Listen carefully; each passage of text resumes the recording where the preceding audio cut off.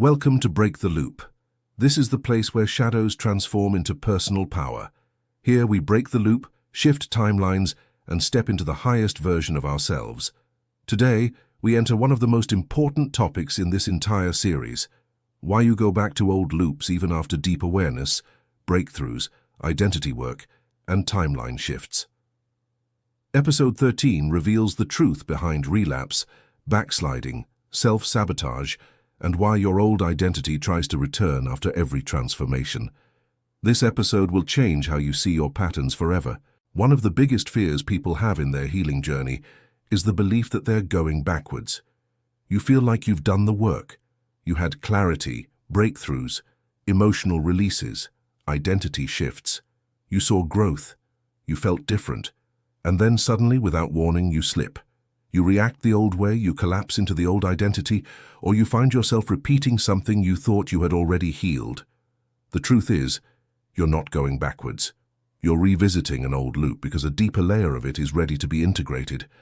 Every return is revealing something you missed the first time. The loop is not attacking you. It is completing itself. Identity is not one thing. It is a collection of layers, emotional memories, beliefs, body imprints, childhood adaptations, and unconscious survival strategies. When you break a loop, you usually break one layer of it. But there are deeper layers beneath the surface. This is why emotional patterns sometimes return even after big breakthroughs. You didn't fail, you simply reached the next layer. Healing moves in spirals, not straight lines. You revisit the loop from a higher level of awareness each time. And this is what allows integration to deepen and your new identity to stabilize. Your nervous system has spent years, sometimes decades, firing the same emotional pathways. Shame pathways, fear pathways, anger pathways, abandonment pathways. These neural loops were wired through repetition. So even after you break a loop psychologically, the nervous system still has momentum. This is what I call the rebound effect. The body tries to return to the familiar emotional state because familiarity feels safe, even when it's painful. The nervous system is not resisting your growth. It is recalibrating. The return of the old loop is often just your body adjusting to a new baseline of safety, identity, and possibility. Every timeline has a frequency, a set of emotions, thoughts, behaviors, and identity traits that belong to that version of you. When you shift timelines, you leave an entire frequency behind. But the old timeline has emotional gravity. Just like planetary gravity pulls objects inward, the old identity pulls you toward its center. Not to destroy you, but because emotional systems don't dissolve instantly. They fade as the new identity strengthens. This is why you sometimes feel pulled into old feelings, old reactions, old stories, even though you know better. The emotional gravity weakens every time you choose differently. Whenever you grow, life gives you what I call the shadow test. This is not punishment. It is confirmation. The shadow test is when you are presented with a familiar pattern at a moment when you are strong enough to break it. The universe, your psyche, your nervous system, whatever language you prefer, is asking you one question. Are you ready to embody the new identity, or are you still unconsciously loyal to the old one? The test is not there to push you down. It's there to show you your power. Passing the shadow test is not about perfection. It's about choosing differently in the moment when the old identity tries to take over. Even after transformation, fragments of your old identity remain. These fragments hold old beliefs like, I'm not enough. People leave. I need to protect myself, or I don't deserve better. These fragments are what I call identity residue. They are not defects. They are echoes of who you used to be. And they show up when you are evolving rapidly. You do not heal by fighting the residue. You heal by seeing it, naming it, and choosing not to identify with it. This is the moment you say, this is the old me, this is not who I am now. That sentence alone cuts the power of the loop in half. Most people confuse emotional echoes with regression. A regression is when you collapse entirely into the old identity and act from it unconsciously. An emotional echo is simply a feeling rising from an old imprint, but you remain aware, grounded, and capable of choosing differently. Learning to tell the difference is the key to freedom.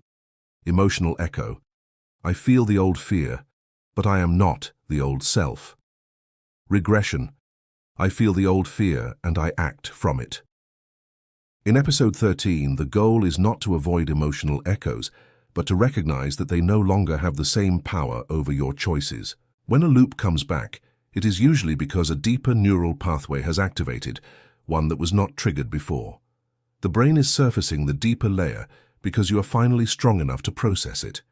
Your nervous system is saying, now you are ready to handle this part. This is why healing feels heavier just before a breakthrough. The loop intensifies because you are approaching its root. Neurologically, this is good news. It means you are close to dissolving the pattern permanently. Self-sabotage is not self-hate. It's self-protection based on outdated information. The shadow identity believes it is saving you by keeping you in familiar emotional states: shame, fear, avoidance, anger, collapse. These emotions once kept you safe. Now they hold you back. When you understand this, you stop hating your sabotage and start understanding it. You can say, I know why you're here. I know what you're trying to protect, but I don't need this anymore, and that moment is liberation. The key is not to erase the old identity. It's to stop feeding it. When the emotional echo rises, you notice it. You breathe, you ground, you name it. You collapse the narrative. You choose the identity you want to operate from. You take one aligned action. You stabilize your nervous system. And each time you repeat this, the old identity loses power and the new identity strengthens. The secret is not perfection, it's consistency. You become the version of yourself who does not loop by choosing that version of yourself again and again. Every time you choose your higher identity in a moment where the old loop rises, the higher timeline responds immediately. It locks in a little deeper. It becomes easier to access. It becomes more natural. Your reactions soften. Your emotional spikes lessen. Your perspective expands. Your body relaxes. Your decisions change. Your boundaries strengthen. And eventually, the old loop stops returning entirely because you are no longer compatible with it. Your frequency no longer matches its pattern. Even when the loop returns, you are not failing. You are not broken. You are not weak. You are not going backwards. You are simply meeting the next layer of the identity you are outgrowing. You are witnessing the part of yourself that is being released. Every return of the loop is an invitation. Are you ready to rise again? And every time you choose differently, the loop dissolves, the identity upgrades, and the timeline shifts. There is one more truth you need to hear. Every loop has a breaking point, a threshold where the old identity can no longer survive inside the new level of awareness you've built. Most people quit right before this moment because it feels like the loop is getting stronger. But what's actually happening is the opposite. When a loop rises intensely near the end of its lifespan, it's because it is dissolving. The emotional spike, the irritability, the confusion, the sudden urge to fall back. These are signs that the pattern is losing its structure. Think of it like a software system glitching right before it shuts down. Your psyche is reorganizing. Your nervous system is recalibrating. Your identity is upgrading. And the old loop is fighting for its last breath. This is the moment not to collapse, but to breathe, observe, and choose again. You are closer to transformation than you think. The most intense moments of returning to old patterns are often the last moments you will ever meet that version of yourself. Every time you stay conscious through the discomfort, every time you witness the old identity without becoming it, every time you choose the higher version of yourself even for 1 second longer than before, you weaken the gravitational pull of the old timeline. Eventually it snaps. The loop loses its energy source, the identity loses its authority, and you become incompatible with the past. This is the point where true emotional freedom begins.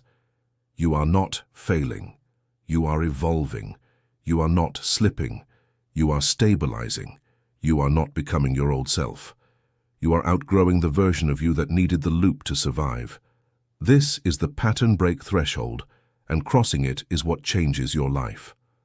And now we prepare for episode 14, where we explore the quantum shift, how to change your reality fast by aligning identity, emotion, and timeline. This is where transformation goes from gradual to exponential. Until then, break the loop, shift the timeline, and become your higher self.